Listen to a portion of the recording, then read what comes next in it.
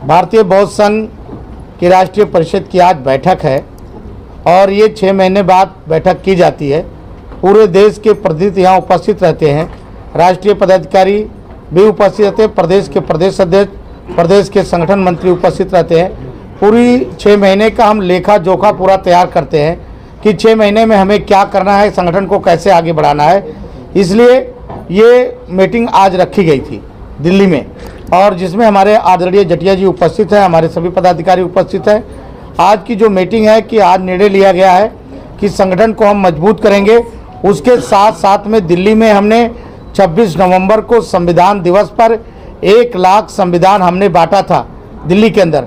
अब हम दूसरा शुरुआत करने मध्य प्रदेश जा रहे हैं, तो मध्य प्रदेश में इसकी शुरुआत की जाएगी, जिसकी डेट अभी जल्दी निर्णय हो जाएगा और सांची से ये किया जाएगा, और जिसका समाचलन बाबा साहब डॉक्टर अम्बेडकर जी का जहाँ पे पर निर्माण हुआ था, वहाँ जन्मभूमि, वहाँ पे किया जाएगा।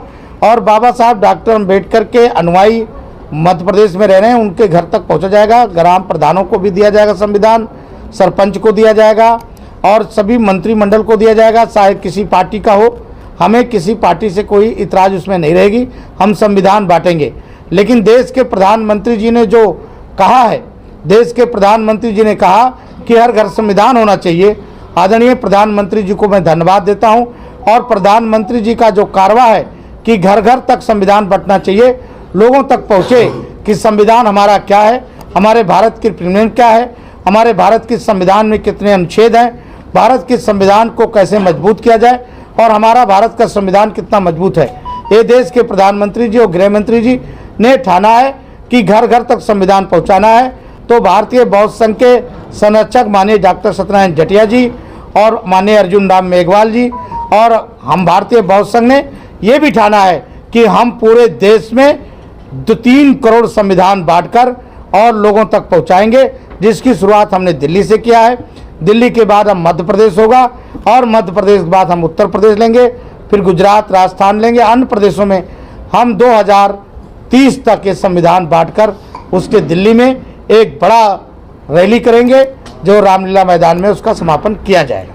सर, ये सभी को बांटा जाएगा, अपोजिशन से लेकर के सबको बांटा जाएगा, केवल मुसलमान छोड़ के। सर, मुसलमान ही क्यों छोड़ रहे हैं आप? मुसलमान भारत का संविधान नहीं मानता, वो अपना कुरान मानता है। वो कहता है भारत का संविधान बड़ा नहीं है, मेरा कुरान बड़ा है।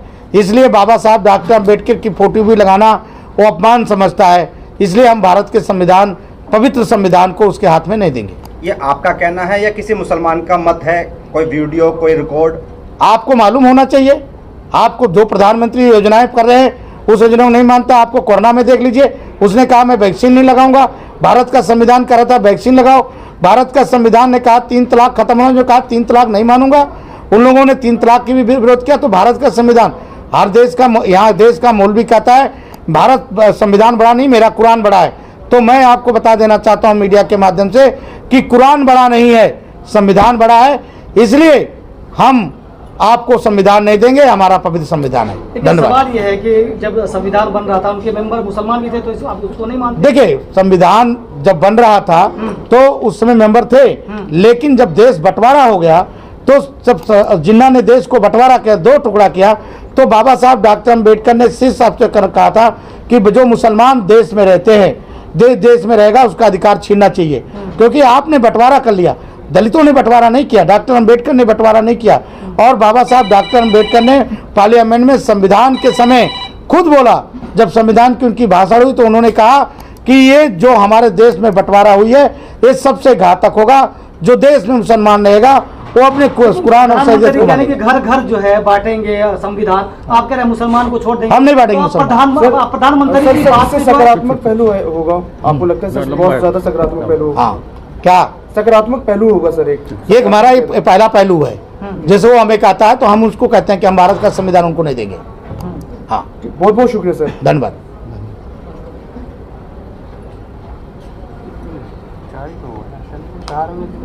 मुसलमान, परंतु यदि ये एका हो जाए,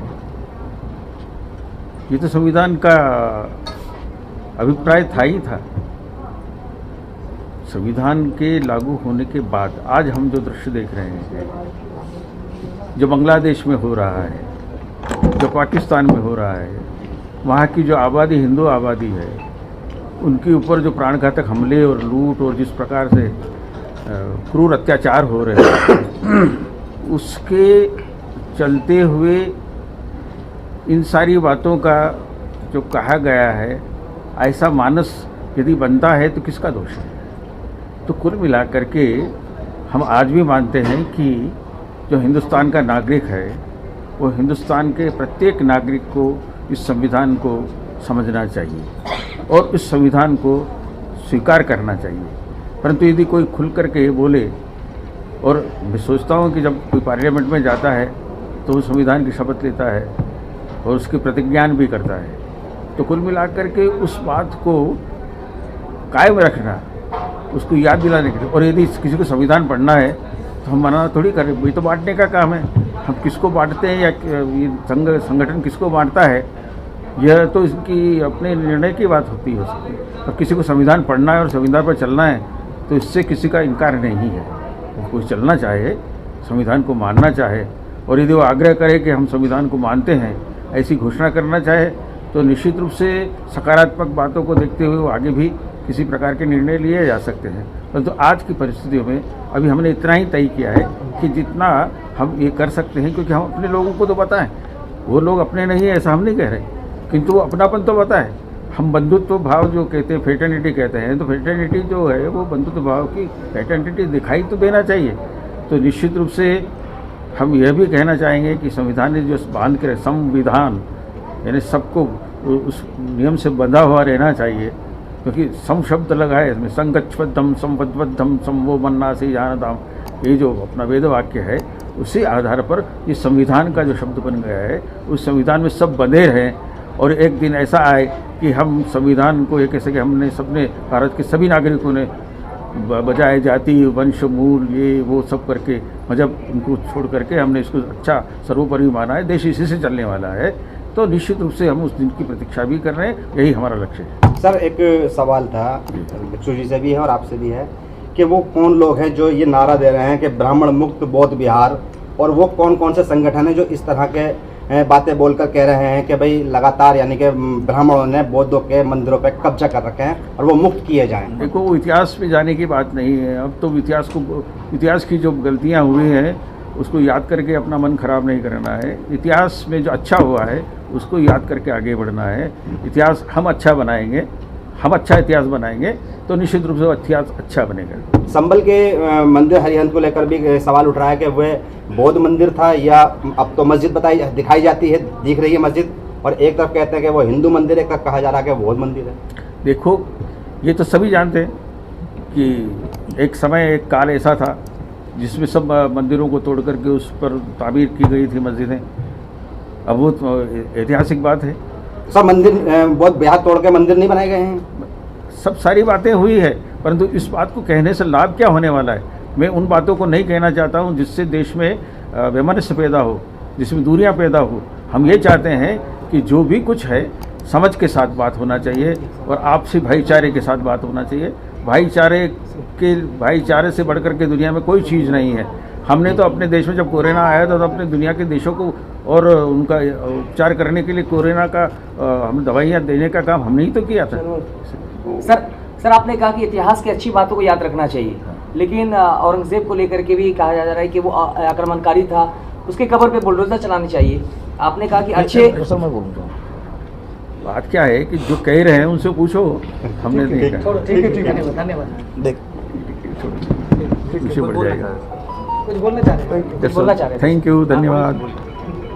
नहीं ब्रीफिंग इतना ठीक है। अब बाकी की वैसी बातें तो हम कर सकते हैं, मेन मुद्दा था कि आप मेन मुद्दा तो वही है जो बुद्ध विहार का मामला चल रहा है ना, प्रोग्राम से संबंधित बात। हाँ, वो हो गया, वही बाकी क्या है, हम आपको ऐसी नहीं उस पर भी जवाब हम दे सकते हैं, लेकिन अभी कार्यक्रम का था ना सर। सुनिए क्या है कि यदि कुछ अनइवन बोला जाता है